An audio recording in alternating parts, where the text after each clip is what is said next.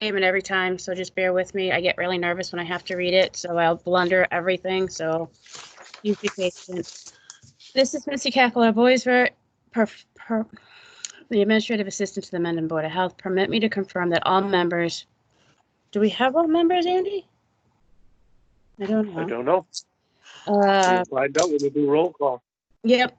Permit me to confirm that all members and persons anticipated on the agenda are present and can hear me. Members, when I call your name, please respond in the affirmative. Andrew Fisk, Chairman. Yes. Alan Greenberg, Vice Chairman. Yes. And Thomas Fitchner, Board Member.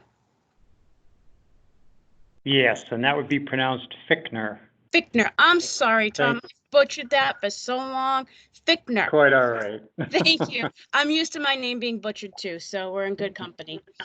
I asked you that last week. Yeah, you did too. And then I don't know, but a staff member, when I call you, please respond in the affirmative. Lenny Izzo, health agent. I didn't think he was coming, but I figured I'd add it. Anticipated speakers on the agenda, please respond in the affirmative. Select person Lonnie Tinio. Here. Select person Mark Reel. Here. Select person Christopher Burke. Town Administrator Kimberly Newman. Park Director Dan Byer. Yep, I'm here. Library Director Andrew Generich. Yep, you can hear me? Yep. Okay. And the Emergency Management Director Mark Bacchino. Yes, I'm here. Okay, I don't know if who else is on the call as far as town employees or town residents, but those were the people that I were anticipating attending tonight. Good evening. This is the open meeting of the Mendon Board of Health to be conducted remotely, consistent with Governor Baker's executive order of March 12, 2020, due to the current state of emergency in the Commonwealth due to the outbreak of the COVID-19 virus. In order to mitigate the transmission of the COVID-19 virus, we have been advised and directed by the Commonwealth to suspend public gatherings, and as such, the governor's order suspends the requirement of the open meeting law to have all meetings in a publicly accessible physical location. Further, all members of public bodies are allowed and encouraged to participate remotely. The order, which you can find posted with the agenda materials for this meeting, allows public bodies to meet entirely remotely as long as reasonable public access is afforded so that the public can follow along with the deliberations of the meeting.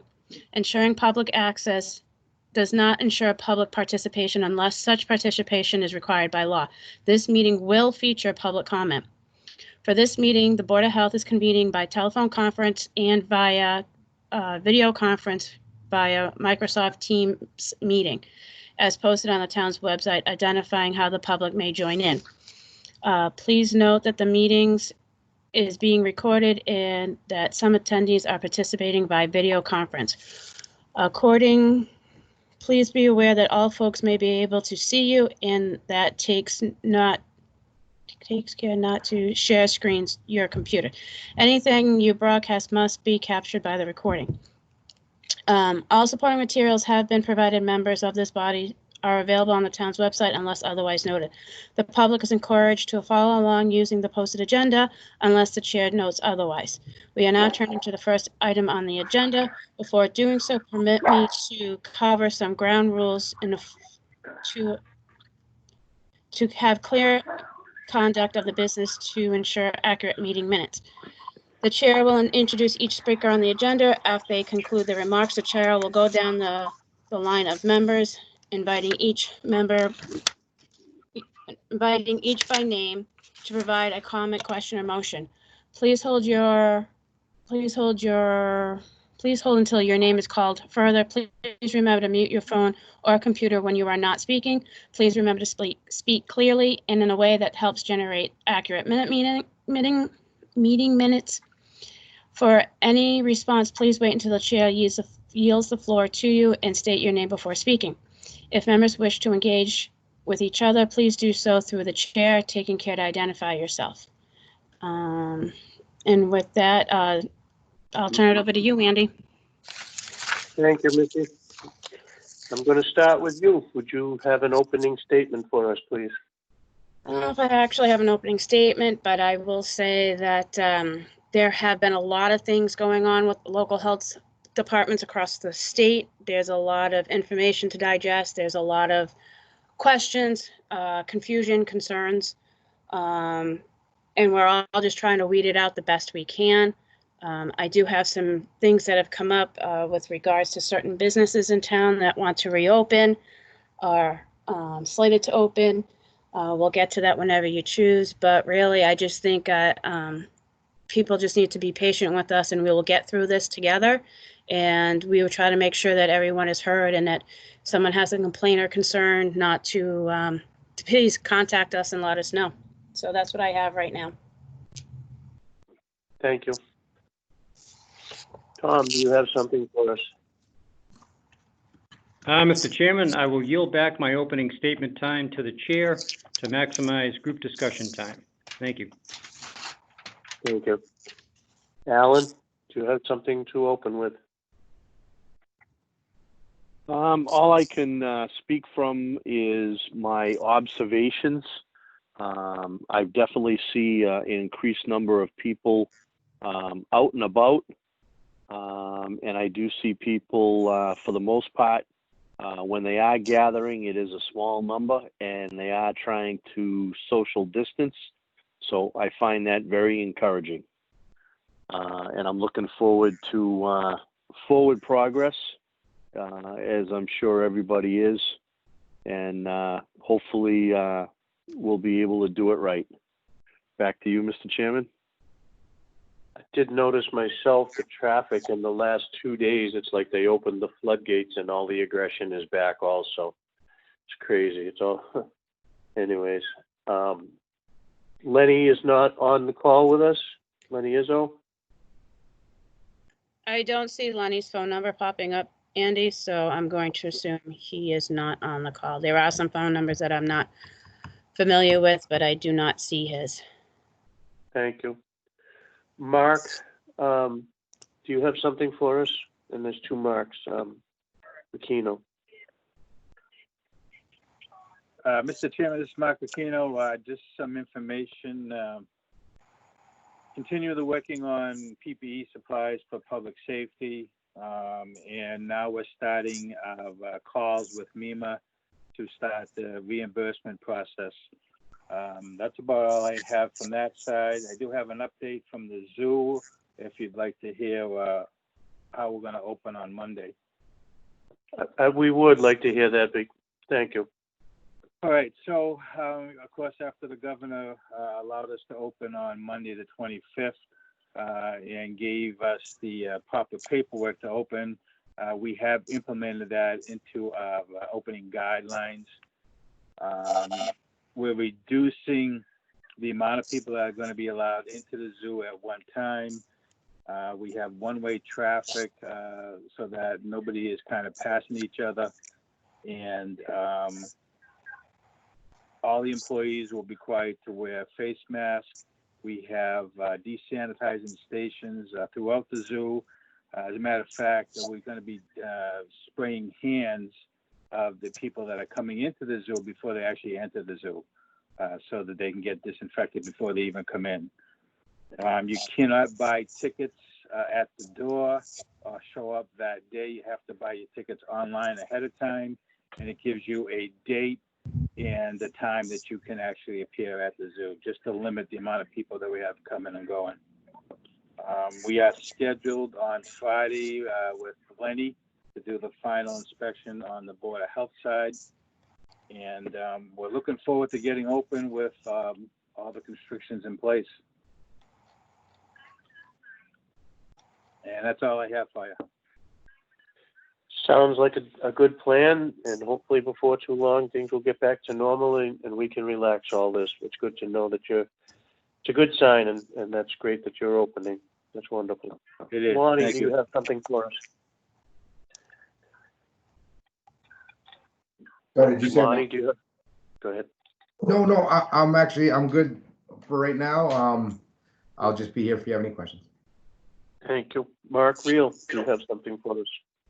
No, I don't. I'm just here to observe, and I may speak up if I need to, but mostly here as a Okay. guest. Thank you. Thank you. Missy, who else was on the call, please? From the people that I can see on the list, hold on. I just want to make sure, Andy, too, that you guys understand, as far as businesses opening, there are no requirements right now for entities of any kind of business to submit plans to the local boards of health across the state, nor are there any requirements of a pre-inspection. I know Lenny's going to the zoo on Friday, but before this, he would have gone out and done his inspection just because he goes and does an inspection before they open normally. But the biggest thing the boards of health are going to be involved with is complaints. And that's when we will get more involved with things, not necessarily, if companies want to show us how they're going to operate, great. Are they required to? No. So other people that we have on the call, we have Dan from the Parks Department, we have Andrew from the library, a couple other people that I've noticed that have popped on. I know Ann Mazar is here tonight, but she was going to talk to you guys about Tripoli and mosquitoes, which will be another hot topic that will be coming up. So I don't know if you want to entertain any of those people yet. Yes, let's start with Dan, please. Hi, everyone. Hi, Dan. I had sent an email, but you may not got it last night, just to kind of outline. I think the Parks Commission has 3 kind of things we're looking for some feedback on. So the first item is we were looking for feedback on our plan just for our maintenance staff to resume landscape maintenance. Specifically, if you are aware of any guidance on staff sharing a vehicle. I think that's kind of the big question right now. We have a truck that seats 5. We have a 5-member crew. Can all 5 of them get in the truck if they have masks on? Less than 5, only 1. So that's the first question I have. I did talk to Lenny a little bit about this, and if you're going to have more than 1 member in a truck, they all have to wear masks. He'd probably prefer maybe 3 and 2, 3 in one truck, 2 in another. But if that can't be done, if they all have to be in that vehicle, yes, they would all absolutely have to wear masks and, try to keep the cab of the truck well ventilated as best as possible. Okay, I'm following up with Alan. I know there's an old Parks truck. I don't know if it still runs, and we also have the Nissan Leaf, but we would then tie it up for anybody else. I think right now we're just trying to figure out what our options are. So my second question is the Parks Commission would like the Board of Health's, permission to begin following the state's reopening plan regarding our fields and facilities. The state seems to have put out some pretty comprehensive guidelines regarding the different phases and what types of activities are allowed to and not to resume. We're already getting questions from the youth sports leagues. I know things like the tennis courts, it sounds like technically could be opened in phase 1. I believe your current vote was to close until further notice. So I'm wondering if you're willing to amend that now in line with what the state has put out. Do you have an answer for that, Missy? I'm just looking over the categories, additional comments right now for reopening and stuff. So just give me a moment, and if I see anything that grabs me, I will let you know. Okay. Tom, do you have any information on that? Well, I would say that with regard to any amendment that's required, I would certainly be in favor of following along with what the state is now allowing us or going to allow us to do. I think though because the closings were initiated through a Board of Health meeting back in March, I suspect we would probably have to vote accordingly to make the change or to put a motion out there to open up the things we will had earmarked for closure based on, if you want to put some sort of caveat to it. Back to you, Mr. Chairman. Mr. Thank Chairman, Go Mr. ahead. Chairman, it's Tenio. Quick question. When you guys did vote that back then, did you vote to follow the guidelines as set by the governor, or did you vote individually the items that were on the list? I believe we voted by the governor.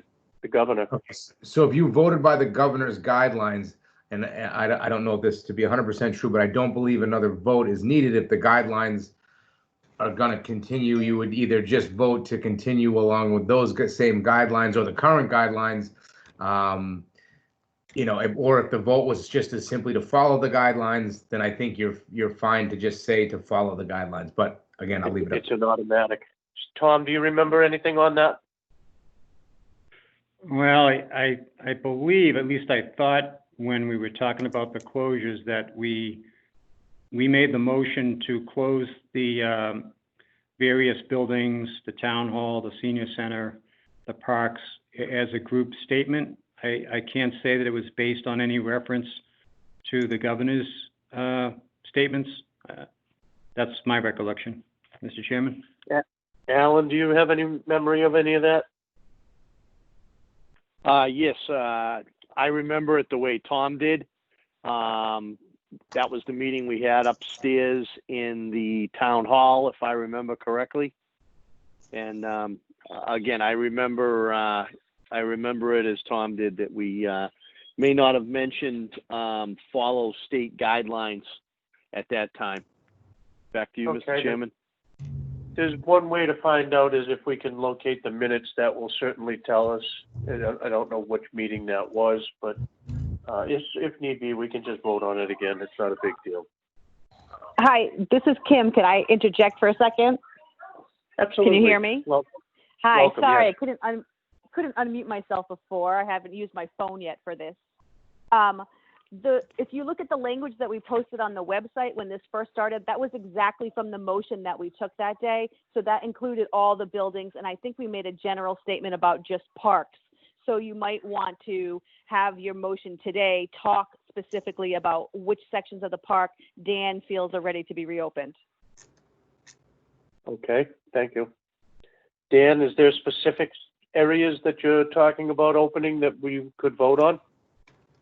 So after reviewing what's come out, what I'm specifically looking to do is phase 1, starting May 25th, we would reopen the tennis courts, the bathroom facilities, assuming we can figure out how to staff daily cleaning. That seemed to be a requirement, and post proper signage at the courts, the pavilion, the bathrooms.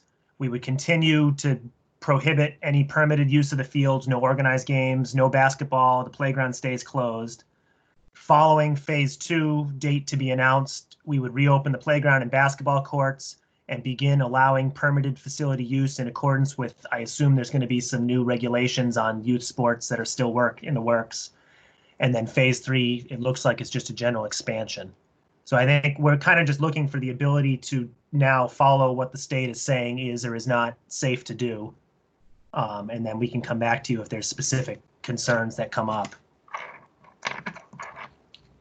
I think that that's a good plan. I believe that we can agree that that's you seem to have a handle on it, and I believe that it's a good plan.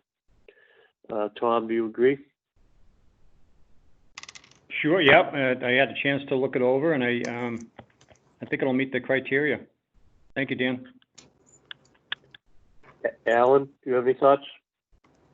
My only question is, Dan, what's your plan to, for lack of a better word, police the facilities? Back to you, Mr. Chairman. Dan, maybe want to answer that? Yeah, so I mean, I will say to date, the residents of this town have been very respectful. The rules have been followed. We have had minimal issues. We have taken the rims down on the basketball court because that was the only way to stop it. We will have to potentially, depending on the timing, we might look at putting some fencing up on the playground. Right now, there's signage posted, says playground closed, facility closed. We've kind of put the word out that the fields are only open to individual use. Not, there should be no organized groups. So I'm not overly concerned. I think the one thing we'll have to figure out is properly staffing to make sure we can clean the bathrooms daily, which is a requirement by the state. Just out of curiosity, Dan, do the lights on the basketball court normally come on?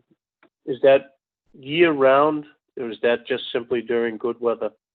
They're it's an on-demand timer. So if during the appropriate time you push the button, they turn on.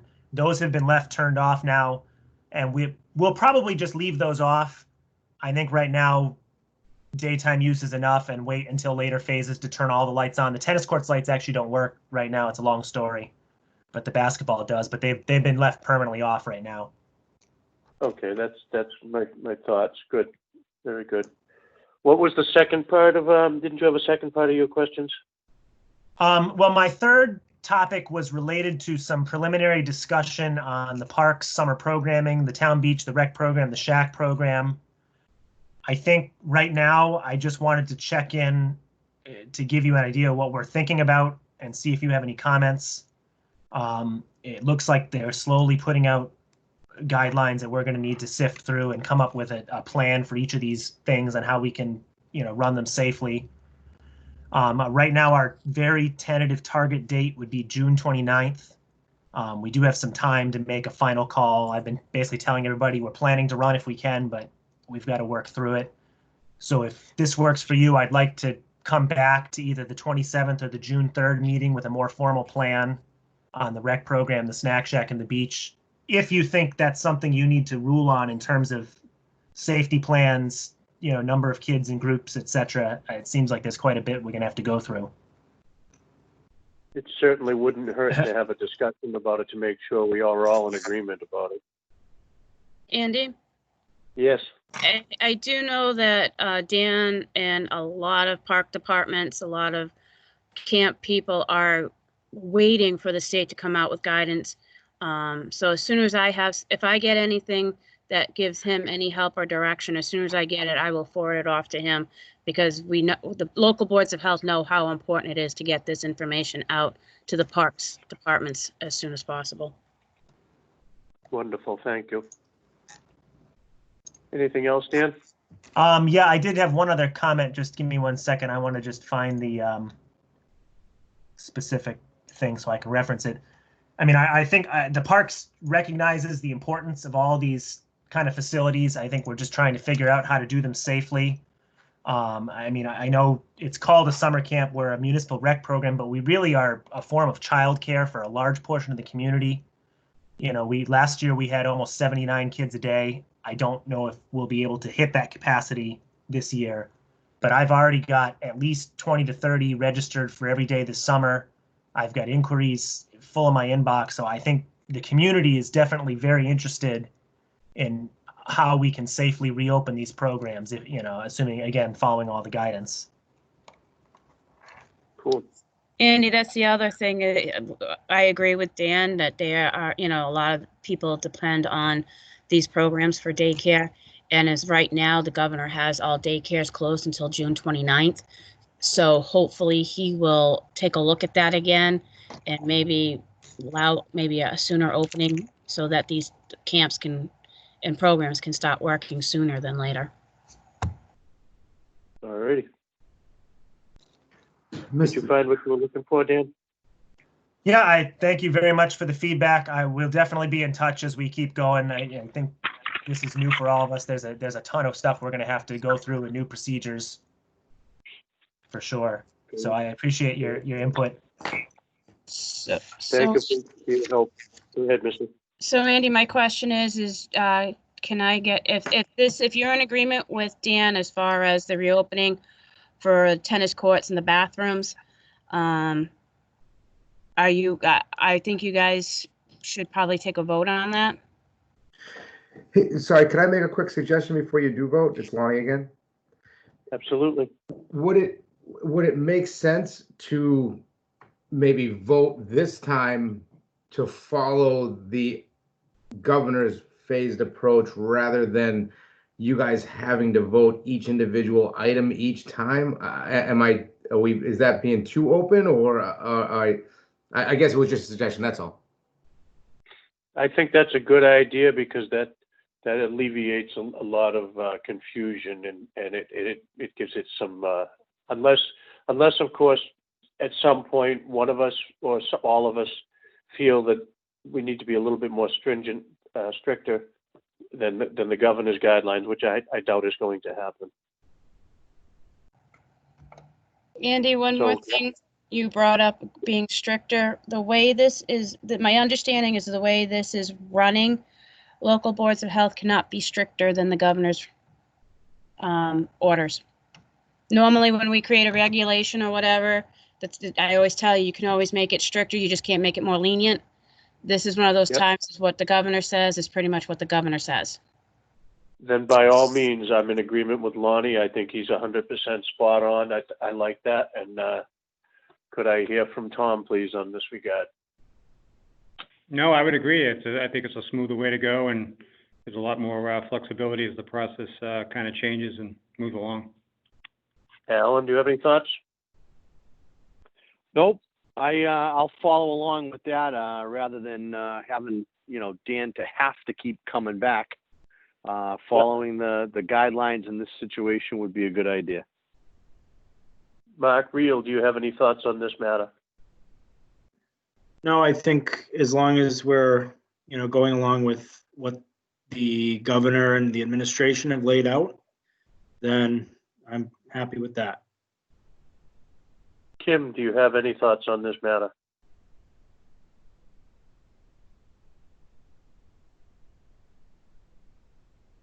Yes, Hello? sorry, I'm trying to figure out my phone situation.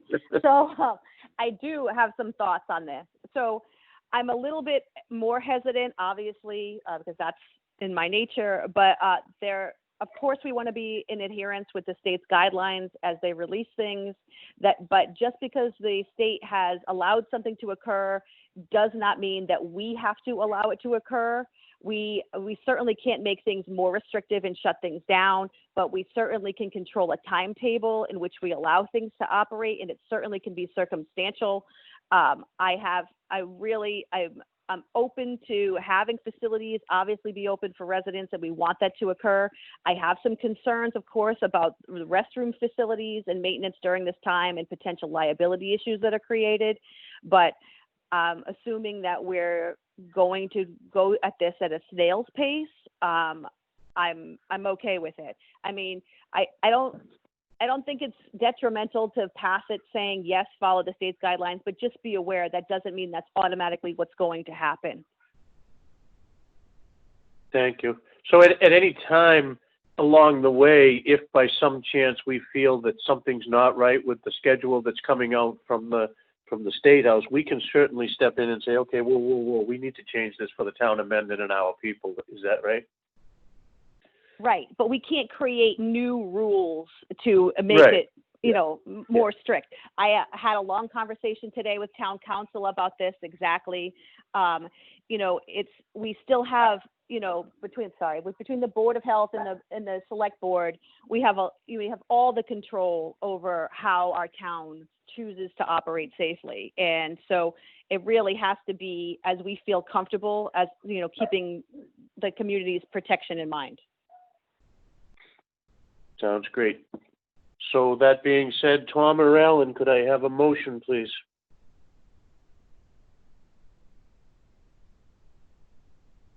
Motion, Alan Greenberg will make a motion to, on behalf of the Parks Department, to follow along with the governor's guidelines and suggestions for reopening. Quick Back question, to you, Mr. Chairman. Quick question. Would we want to do it simply for parks, or would we want to do it for all entities involved with us in the town to follow the guidelines? Does anybody have any thoughts on that? Tom, do you have any thoughts? Well, I just didn't know if as a first step, because it was done initially the way it was done back in March, if we need to rescind the initial order as one vote and then motion a second vote to follow along the guidelines of the governor's phased-in plan. Mr. Chairman? Missy, could you comment on that, please? Yeah, the board should, if you made a vote the beginning of March, you should rescind that and then go ahead with a new vote, just so everything's nice and clean. Alrighty, could I have a new motion, Alan, please, to rescind? Yes, Alan Greenberg, I'll make a motion to rescind our decision to close the library, the parks, the town hall. I believe those were all, and any town building, senior center, and that we will follow the state's guidelines from here on in. Back to you, Mr. Chairman. Tom, could I have a second? I'll second that. All in favor? Aye. Aye. Thank you. Now we'll take a motion. Just the first motion you made, Alan.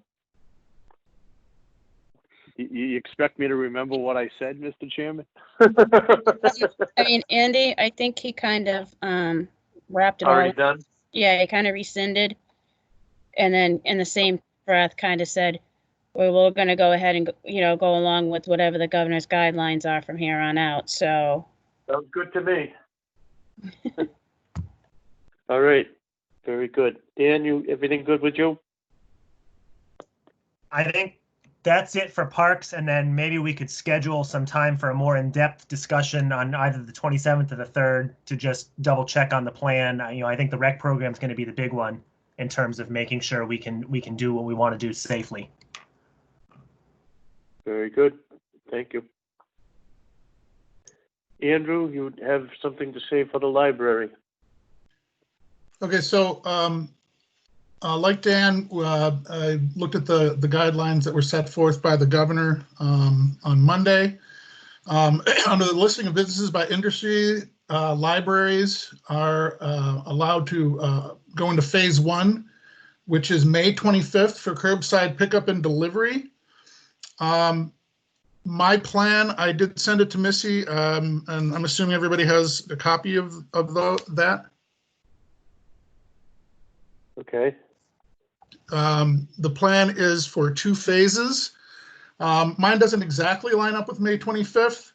I'm looking at, or would be looking at, June 1st for the first phase of my plan, provided we've met the benchmarks for the state, including having all the necessary cleaning supplies on hand, and having met the state standards for postings and plans, and making sure that I have a janitorial schedule in place for cleaning of the bathrooms.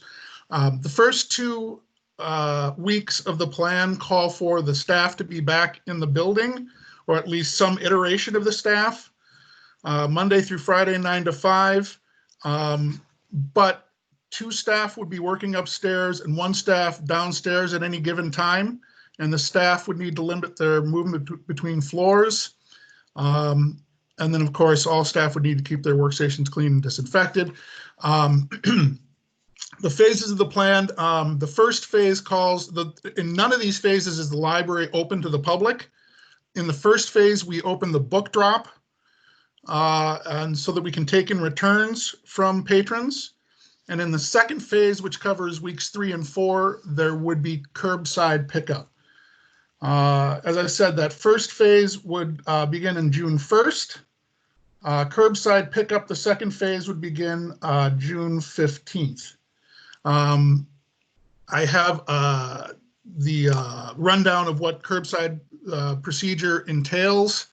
It would be weather dependent. That's something I did not have in there, certainly. And it would be dependent on number of staff I had available in order to accomplish curbside service. Obviously, if I have less than 3 staff on site, there would be fewer days offered than the ones I've listed in the plan.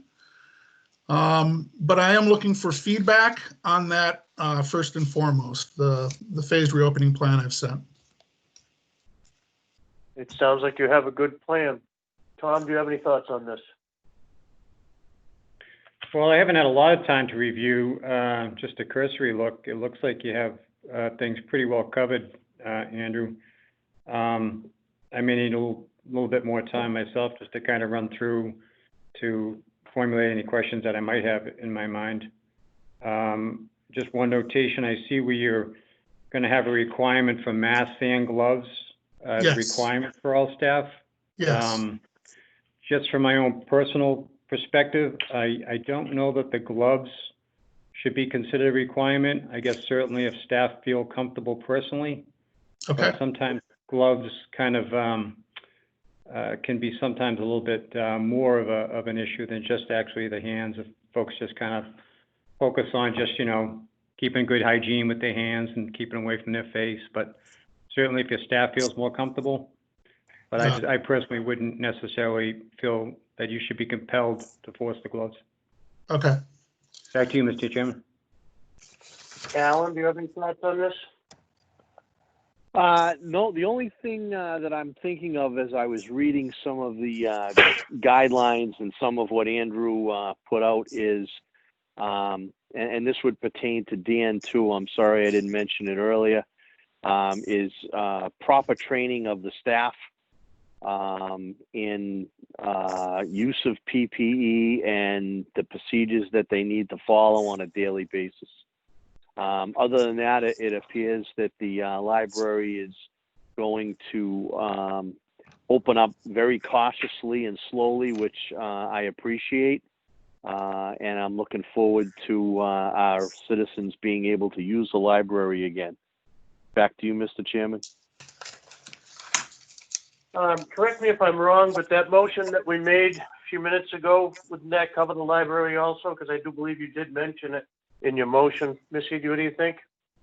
Yeah, you guys said the town buildings, so town property.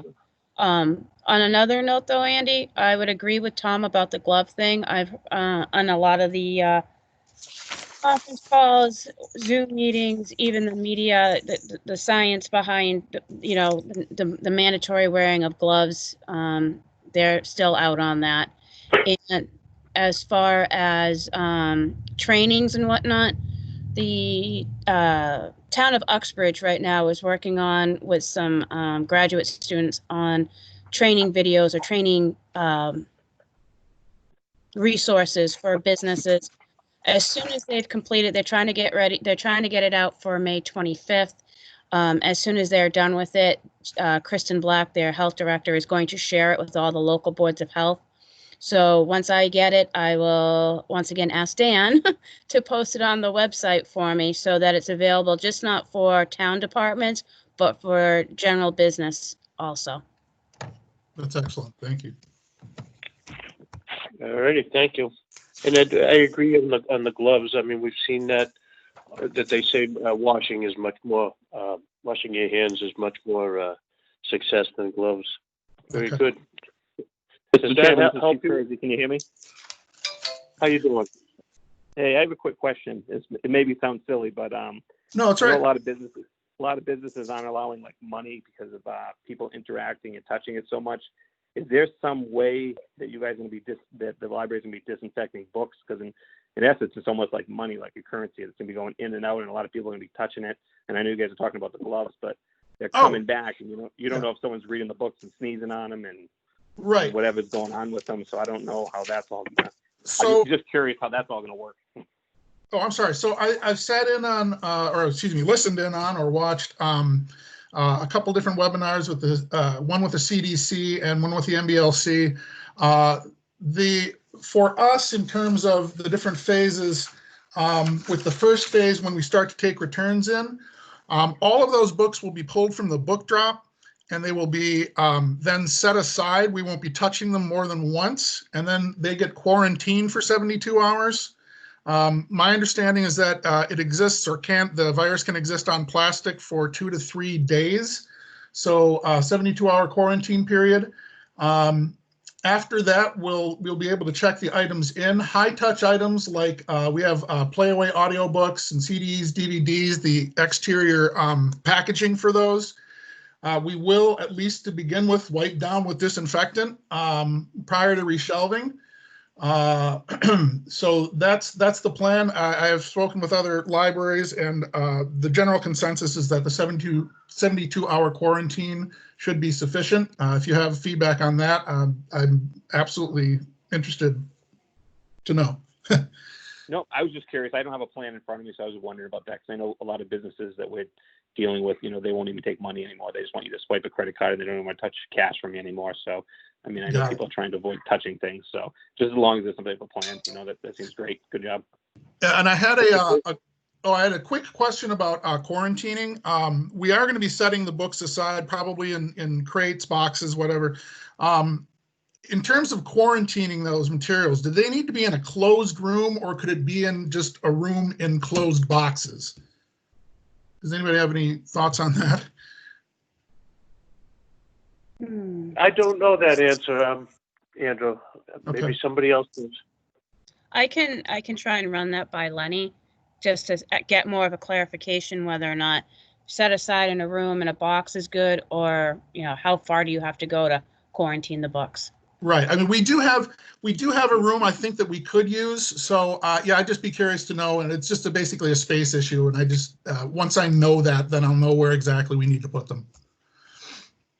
I think just conceptually, the virus is considered a host-to-host transfer type of a virus. So, the touching and is where you get the contamination from, say, a surface or an item to a person. So I would think if you have it in a separate box, I don't think it necessarily would have to be in a separate room. Okay. Just noted that it's separate and it's identified as something that should not be touched, that this is a quarantine item for X amount of time. Right. Everything will be tagged with the date it was received. Potentially, we'll also tag it with the date we need to check it in, just so we're not having to do the math every time. Right. No, excellent. That's my thought on it anyway. Thank you. Thanks. Very good. You good, Andrew? I think I'm all set. Yes, thank you. Thank you for joining us. Do we have anybody else have any more thoughts on COVID-19 and opening and all that? I think we covered Andy, everything. Chief Kurdi again. Hi. So one other question I have is, we're kind of low man right now. We're running 2 guys a shift to try to keep everybody separate. And I put them on a special schedule. So once the park, we have people coming to the tennis courts and other gatherings, is there a representative that you guys can have available for us so we can consult with you guys, or have you help us out if we have some issues going on? Say the tennis court, all of a sudden there's 30 people hanging out there and we need to deal with it right away and need, a Board of Health action on that. You guys don't have anybody available or contact for us that we could reach out to? I believe dispatch has all of our numbers. If they don't, I know they have mine, and I can certainly get a hold of Missy and Tom and Alan at any time, even if it's not in person, by phone. Yeah, I just didn't know if you wanted one particular person as a representative with us, or anybody particular that you want us to touch base with. I don't want to, if we're dealing with, you want a main contact for the police department. So if we have an issue at 10 o'clock at night, I don't want to, wake up Alan if I'm supposed to be calling you, just who we should reach out to. You can start with me. I've been out there at 2 o'clock with your men before also, so it's not a big deal. Okay. All right, I am the chair, and I don't mind taking that call.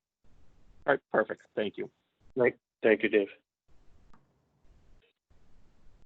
Missy, I think we've covered everything on COVID. Do you think? This is Kim. Could I just add one more thing on behalf of the board? Can you hear me? Loud and clear. Okay, great. So I just wanted to add, even the board isn't going to meet again until June 2nd. And right now we are, the safety of our employees is obviously paramount. We really are approaching this reopening as cautiously as possible. And that may mean that we may move at a slower pace in reopening services. So we really are going to watch and see how demand presents in deciding which things get open to which capacity. So I just want everyone to know, a lot of things are reopening now, and there is a sense of urgency about that. But because we are not necessarily a revenue generating enterprise, we are going to continue to move at what might seem like a slower pace so that we can make sure we are doing everything possible to keep everyone safe. Sounds good. Thank you. Andy, I would just add to that is because you also have to make sure you have all the proper equipment for them to bring all the employees back or to open up to the public, whether it's PPE or physical barriers. So you just want to make sure you have everything in place at the right time. And, you know, everybody wants to get back to what used to be normal. It's not going to happen that way. You have to figure out what everything's going to be in the new normal. And yeah, just make sure that they have everything they need before they start opening doors. All righty. I do have a few updates for you guys. For a Listening. couple of the businesses we've had, some of the businesses that have decided that they're going to open. One of them, the couple of things that we've had over the past couple of weeks is dog groomers and the drive-in and George's and graduations and things like that.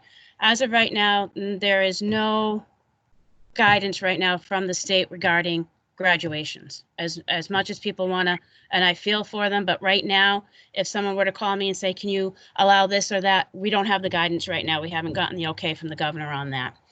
Lenny will be doing his inspection. There's actually guidance from the state about botanical gardens, zoos, and everything. I've given that information to Lenny so he can review it. Not too long ago, and I forwarded it off to you guys, the Board of Selectmen and the Board of Health received a opening for the Mendon Twin Drive-In. Some of the things that they are going to allow are not allowed through the state.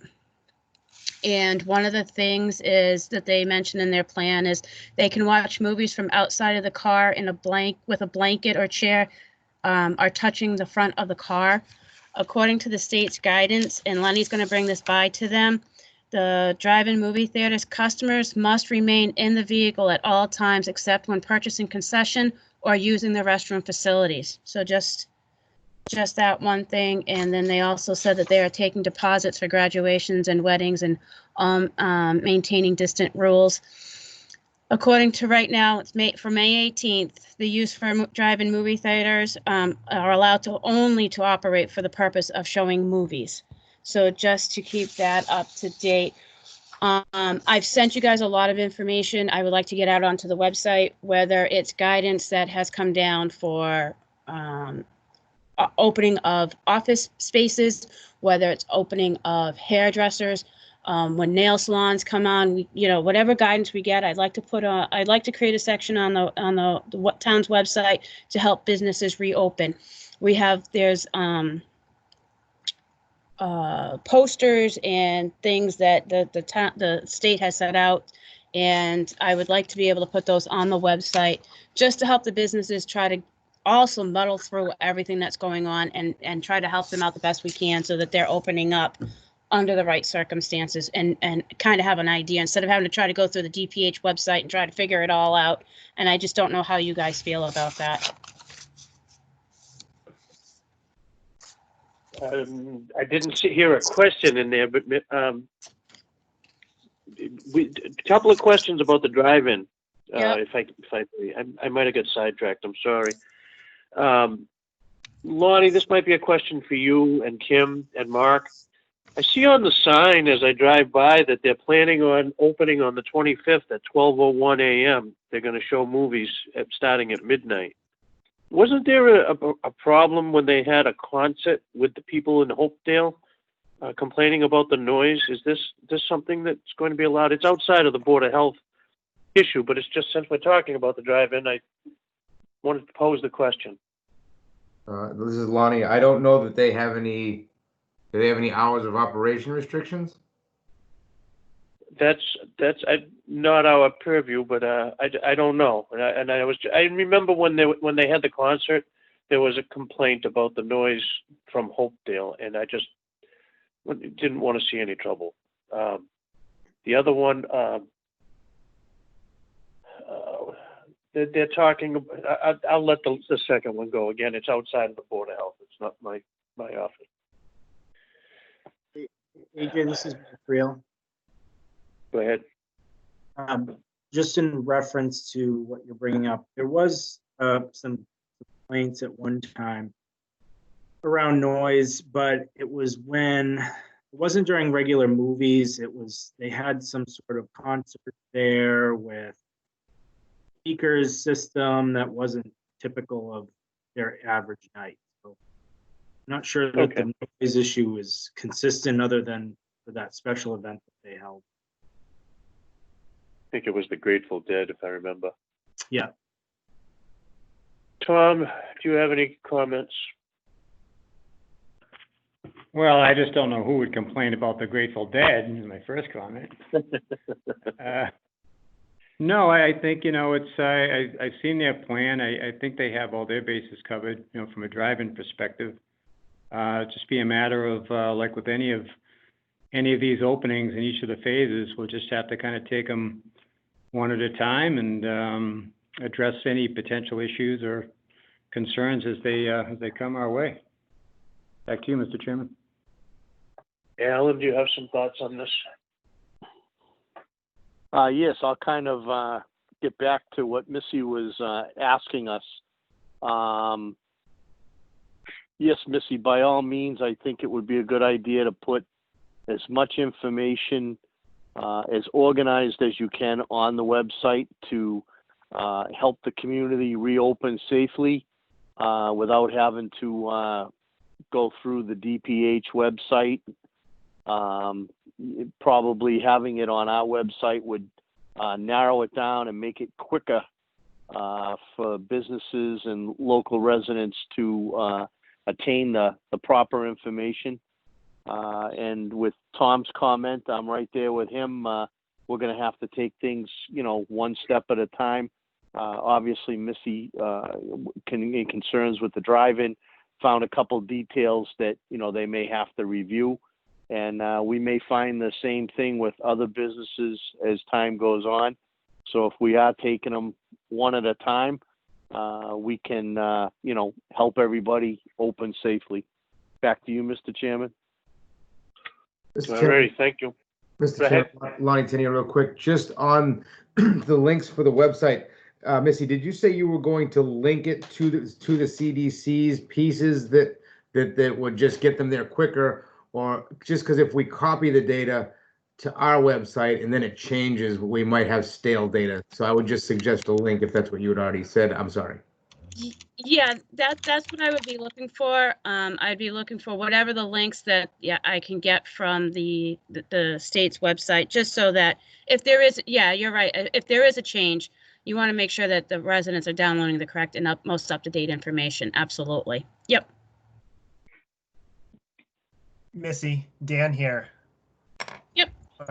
I think I was actually just sending you an email. I think this would be a great topic to loop in Tom Rowley and the Economic Development Committee, and maybe we can make a separate page specifically to get the word out to businesses and separate some of this reopening stuff. But I think we can definitely work that all out offline. I agree. I think that'd be a great idea to get him involved. Andy, just a couple other things. As things start to open up, things are starting to go on. You have guidelines as far as when you receive a complaint. And so if someone raises a complaint, they either go to the state or they're going to go to us. That's, the Division of Local Services, I think it is. And the Department of Public Health and the local boards of health are the ones that will receive the complaints. If we receive one locally, we have to let them know up at the state level. And if the state level receives one, we get one back, they then notify us. So there's 4 ways that it goes. You have to, first you do a verbal warning to the property. Then you do, it says up to 1 time before escalation to the next level. Second one is a written warning. Next one is fines up to $300. That's allowed 3 times. And then you can do a cease and desist order. Keep in mind, though, the boards of health do not have authority to shut down a business for COVID-19 related, Lenny can't just go in there and say, you're not wearing masks, we're shutting you down. That is not allowed. Now, if he found another violation that is in our codes, he can shut them down for those things. In order for us to actually shut down a business for a violation of the COVID-19 or the governor's orders, you have to go to court for it. And that is your last option. And then they can shut down if the court sees that they are actually in violation. So just to keep that in mind, it's us, it's the state, and we got to try and figure out how we're going to piece this out and work it out all together. All righty, thank you. Sorry, Lonnie, I feel like I just need to throw my 2 cents into this before we even encounter any of these problems. I know that it's probably not, again, it's just my opinion. It's not, you guys have your Board of Health to run. I would really hope that we are more of a recommendation than we are to be pulling somebody into court because they decided to defy the rules of what they're doing. Yeah, just an opinion, that's all. Let's hope verbal warnings work and people catch on and abide. Andy, and part of all the other paperwork that I've read, what the state really wants is they want more of an education and promotion of compliance. They're just giving the Board of Health the tools that they might need if you do find someone who just does not want to listen. If Lenny's gone up there trying to work it out, this gives you the way to actually be able to enforce some things. I'd have to agree with Lonnie. I don't think you guys never been a board to try to be, it's my way, the highway. You get 3 strikes and you're out. I think you guys have always tried to work with people and get them into compliance than to let's fine them and hurt the business or revoke a license or anything like that. So it really is to enforce and to get people to be in compliance. All righty. Very good, thank you. Are we good with COVID? Missy?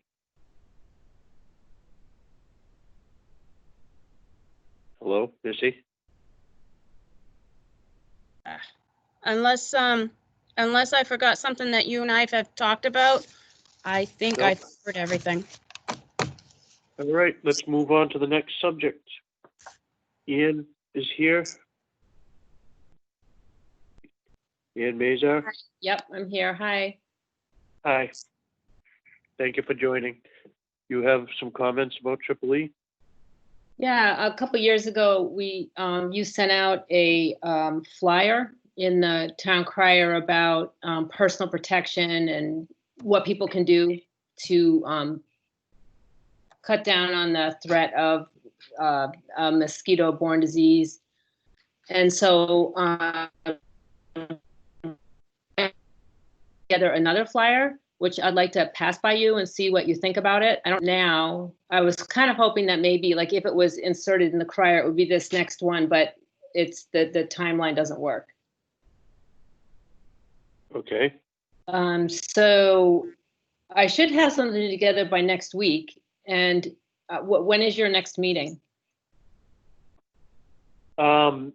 There is another governor's release on the 25th. I'm assuming we were going to go to 2 weeks, but I'm assuming we're going to do another one next week to stay current with what's going on in the world. Tom, you in agreement? I think it's probably a good idea until this starts to roll a little bit, get a feel for how things move. I would agree with the weekly for the time being. Alan, same thing? Absolutely. Okay.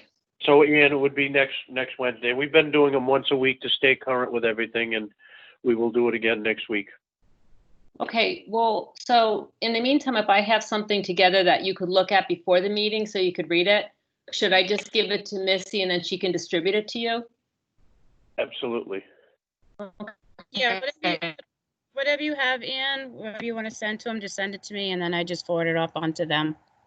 Okay, and I can talk to Missy about details, and there's many ways you could use it online on the town website or in flyers, but So I'll get that to you. Sounds good. Sounds good, thank you. Okay, I have one other question. You had given us some social distancing signs for the open space properties, which have been really helpful. And I was wondering if I could possibly get 3 more for 3 other entrances. Yeah, yeah, I can contact Signs Plus, the company that Dan gave me the information for, and I already have. You're talking social distancing, right? Yes, the one that's, you know, like it's like a campaign sign. Right. I just ordered some for Ellen for the election, and I'll just add on a couple of more. I asked her for like I think I told her for June 1st. So I'll just see if she can add 3 more onto that. No problem. That's covered. That'd be great. Yeah, that's covered. Just so you guys know, it's covered under the COVID-19 money that the Board of Health received. We received $3,000, and that they consider it as risk communication. Great. And that'll be really helpful because there are a lot of people on the trails and it would be nice to keep it all open, but you know, just to remind people that they have to keep their social distance. Sounds good. Very good, thank you. Okay, thank you. Is You that, in? go ahead. Someone said something? No? What's next on the agenda, Missy?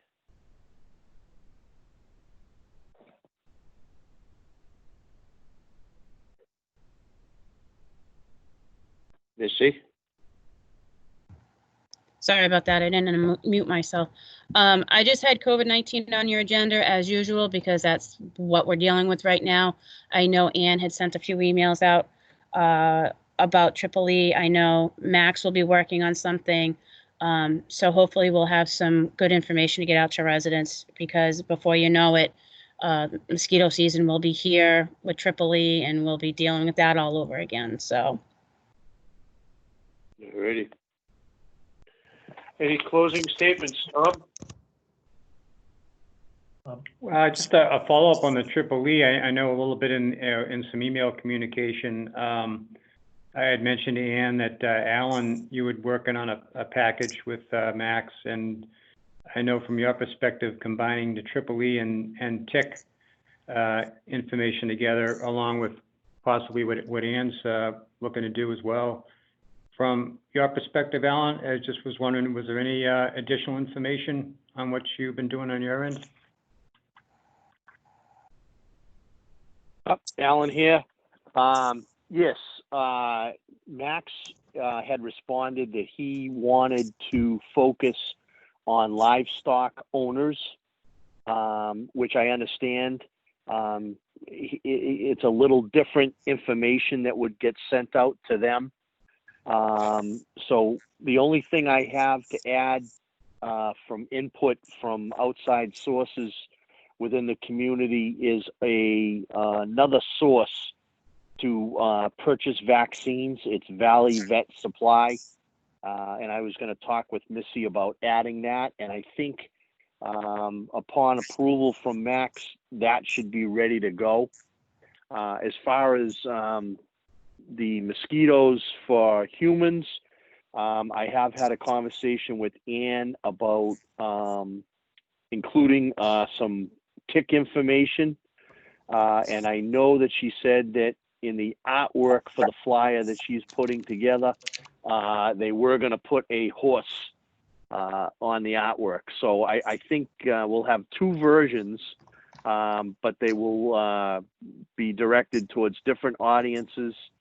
And like I said, I think we're almost ready to go on both sides.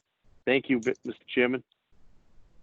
Alan, quite a while ago, you, what I think was probably last year, when you were talking with, I forget the woman's name on Washington Street, you were trying to get the information out to the horse owners as to how affordable the vaccine is for Triple E. Is that something that you think you could add? Yes, there are 2 sources.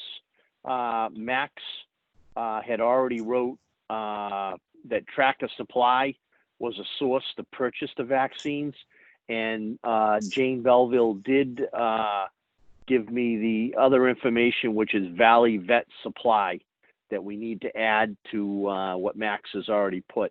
I really haven't gotten any feedback from our agricultural committee other than Peter didn't feel as though any members of the committee would be willing to help vaccinate horses or other animals only because of the liability. Back to you, Sure. Mr. Chairman. Sure, yeah, that's understandable in this day and age. Too bad. All right, very good. Andy, Yes, Ann Mazar, can I say something? absolutely. If I was going to try to incorporate that information into the flyer, but it would be nice if there was a link that I could direct people to find out more maybe on the Board of Health page. We lost you there for a little bit. I said it'd be nice to have like a link to refer people to, or at least refer people to the Board of Health page to get more information on the EEE horse vaccine. All righty, Yeah, sorry. go ahead. Yeah, I think it'd be a good idea if, if we had, when Nan gets out all and we put that onto the website and everything on the Board of Health page and everything, to add links, whether it's the state, whether I know UMass Amherst has a lot of, does a lot of stuff for the EEE and West Nile and all that stuff. So I think it's a great idea to be able to add on to EEE and West Nile these links that the residents can actually go and find more information and get more details. Sure, sounds good. Great. Mr. And- Chairman, Okay. if I may. Absolutely. Thank you. Mr. Chairman, if I may. Yes, absolutely. This is Alan again.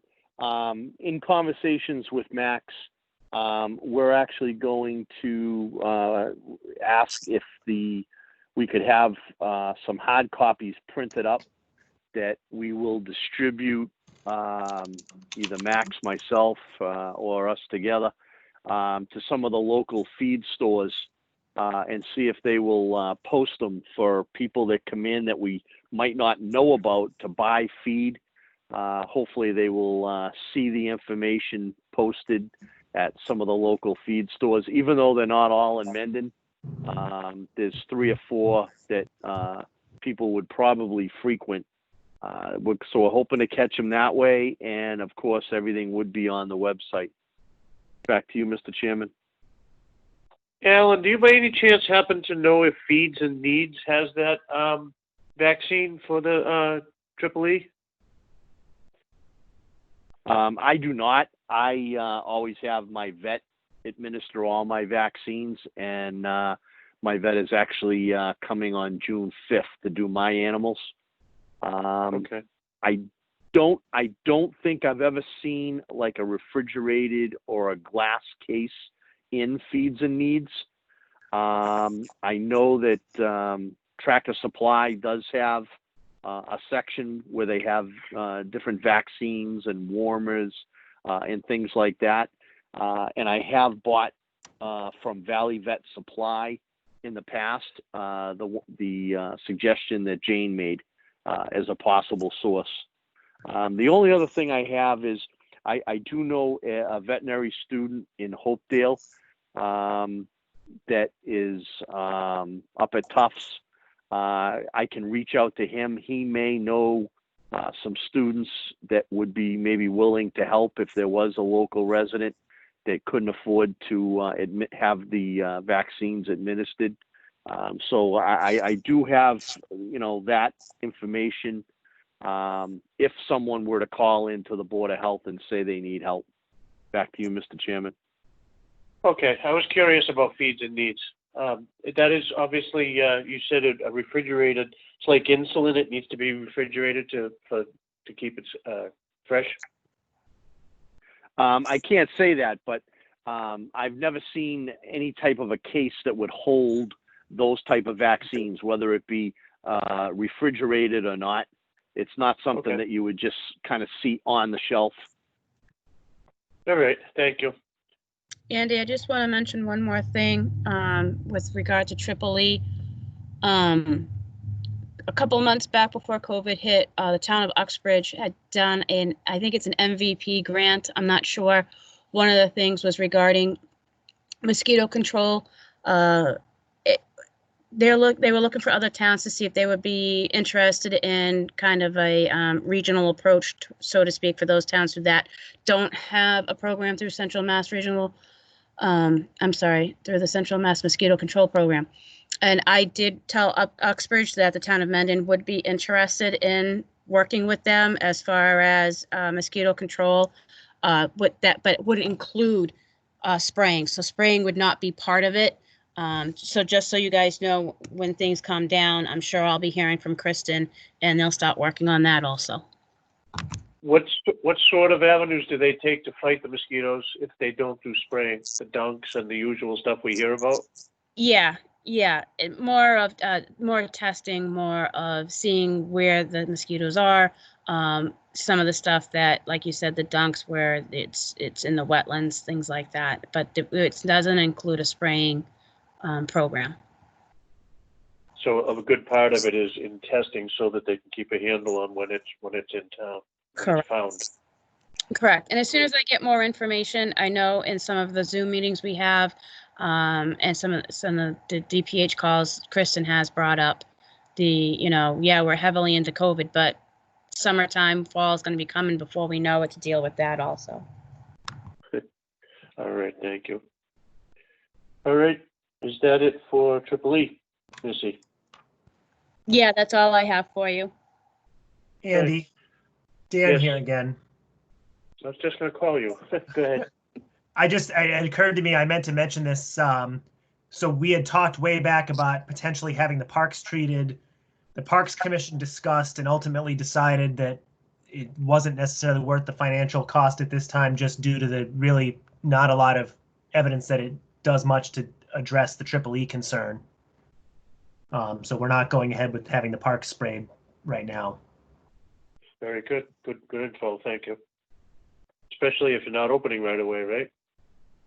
That was part of it, and unfortunately, I think last year, like Lenny had said, that the mosquitoes don't follow fences, so just because you spray your property, they're just going to come from all the woods and everywhere else. Very good. Okay. Missy, what's next on the agenda? That's it, unless you want to ask anyone in the audience if they have any questions, concerns, or comments. That's all I've got for you tonight. Okay, then we'll get to the minutes approval. Let's start with Mark. Bikino, do you have any comments about all the things we've discussed? Nothing for me, Mr. Chairman. Thank you. Kim Newman, do you have any thoughts on what we're doing, what we've talked about this evening? Of course. How could I not pass up an opportunity to say something? I just wanted to say I got to speak with Missy the other day, and I expressed to her, and I will express to all of you. I mean, obviously, we understand how busy you guys have been and the amount of work that you're doing, and we're obviously so grateful on behalf of the town for all of it. I just want to make sure that you have all the resources you need. She luckily told me that you're teaming up with some other towns because I'm just worried about the amount of complaints and inspections that you're going to have to take on in the next couple of weeks as everybody's working through this. And I just want to say, if there's any way in which we can assist or help or whatever, please let me know, and I will do whatever I can to help with that.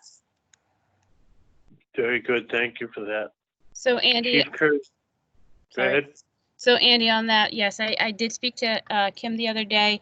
We do belong to more of a regional program with the town of Uxbridge, and those towns that are serviced by the VNA. We all share Ann Levant from the VNA as our public health nurse. We are looking into possibly a regional inspector, so to speak, A lot of towns are overwhelmed. A lot of towns have a lot of things going on their normal workload. Now you've added all this. Now you're going to add complaints. So if I hear anything more about a regional inspector or regional inspectors, I will definitely let you know, and I will definitely ask them to, if we have things come up, to help us out to kind of alleviate some of the things that are going to be put on myself or onto Lenny. That's it. Thank you. When you say a regional inspector, would that be above and beyond what Lenny does aside from the COVID? Would they be involved with restaurants reopening and everything and all the standards and all that, right? Yeah, it would all depend on who they get to be inspectors and stuff. Like, you have a lot of graduate students that are willing to help and do things, but they can't be boots on the ground. They can only be, working on a web page or working on your Facebook page or working on literature, things like that. That's why they were going to be part of the contact tracing program. The inspectors would help. We've got too many complaints on certain businesses. And I've got, this guy's got to open up his business. He's got to open up his camp, whatever the case may be. It's more of a backup to the local inspectors. Okay, above and beyond, great. Mm-hmm. Chief Kersey, do you have any comments for us? No, I'm good. I appreciate everything you guys are doing. We've been getting a uptick of calls the past few days. Just it's people complaining about certain business where people aren't wearing masks, and I got a feeling we're going to get a lot more of that coming in. That's why I was asking about. We'll probably have an open line of communication with you guys, just because people have concerns about different things, and it really probably is going to go to your table, and we can help you with whatever you would like with it. The one other question I did have with the drive-in opening, are they going to be able to do food too, or are they just the movie screens? Because we do have details there, so I want to prep the detail guys in case they start getting complaints down there if something's going on. Yes, food will be allowed to be served. They will also be allowed to use the restrooms. Again, it has to be done all under the guidance of what the state has allowed. But yes, they will be allowed to serve food. They can only leave to go get food. They have to follow social distancing. There's no eating in the dining area, things like that. Yep. Gotcha. So they eat in the car. So is George going to be allowed again now to eat in cars too and everything like that? So if we get any people calling about that again. So I actually have an email into Ron O'Connor at the DPH asking that very question, because to me, and I don't know how the board feels, but to me, if you are allowing the drive-in to allow people to go to the concession stand, grab food, and sit in their cars and eat, then it should be across the state that not only George's, because their dining room is a parking lot, but anyone should be able to eat in a parking lot now. If you're going to allow different properties. So as soon as I hear something, I want something in writing from the state confirming that. All right, that'd be great. Yeah, because believe it or not, we get calls on that stuff. We really do. It's kind of crazy. Their first thought is to call us. I'm sure you do. Maybe right, something I could add to that discussion, if I could. Go ahead, Tom. With regard to George's, I know it had come up a while back, and there was some discussion about the consumption of food as it was termed, on the premises in the order. And it kind of went back and forth a little bit as to whether or not that referred to the brick and mortar versus just out in the parking lot. I know initially, I believe we had gotten word back, Missy, correct me if I'm wrong, that they were including the parking lot as part of the premise. In a follow-up that I did, and I neglected to mention a couple of weeks ago, I was talking with a gentleman at MEMA, and Mark, you might know the gentleman. His name is Bill Davis. I specifically reached out about that question, and the feedback I got from their perspective was that eating in a car in the parking lot was not against the spirit of what the emergency order was about.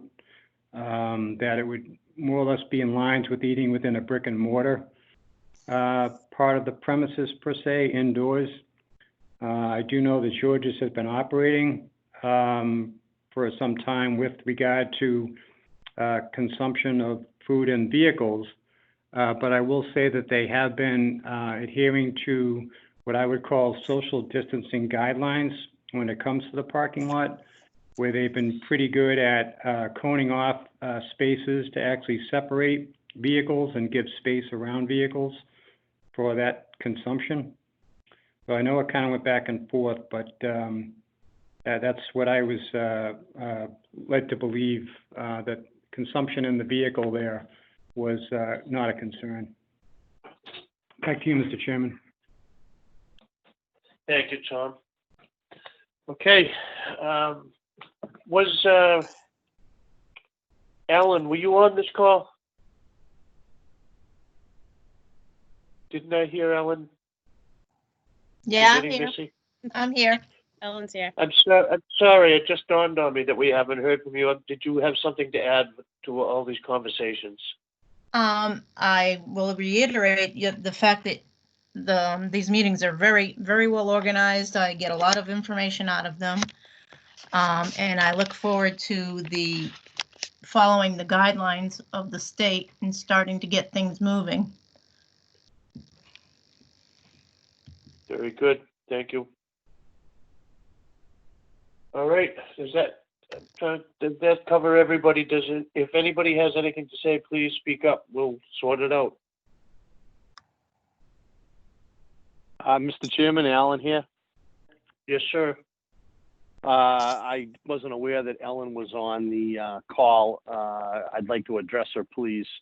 Ellen, I did check, and the infrared thermometer that I have is infrared.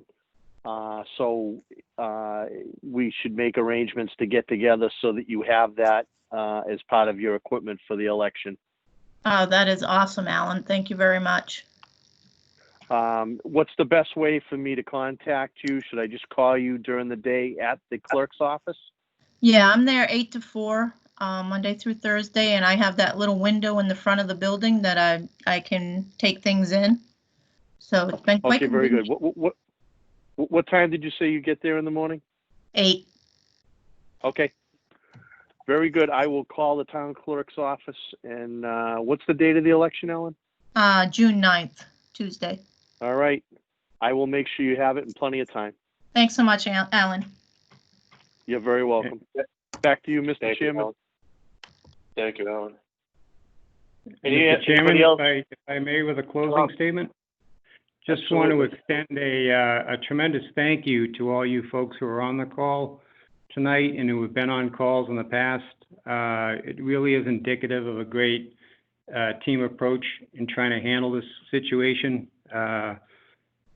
It's been entirely brand new to all of us, and hopefully we'll never experience something like this again in the future. But just to the select board, to Kim, Chief Kersey, also Chief Kessler, Ellen, and Mark, and also to Dan and Alan and Andrew and Ann for all your contribution in the processes. And Kim, if you want to let Tanya know, just with all you folks are doing out there and presenting your plans, and you're really thinking us through and putting a lot of analysis to it, I think it really helps to make our job very easy. And I would just echo what Kim's approach to the town hall is going to be, and I think should apply to across the board, is basically slow and steady, and we'll get through it.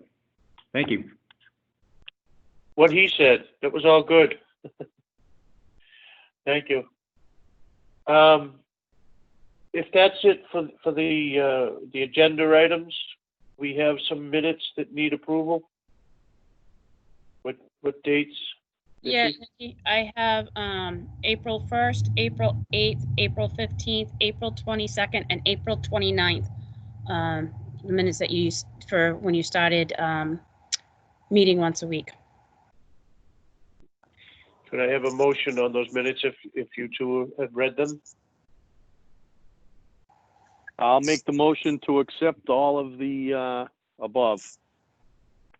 Yeah, I will second the motion. All in favor?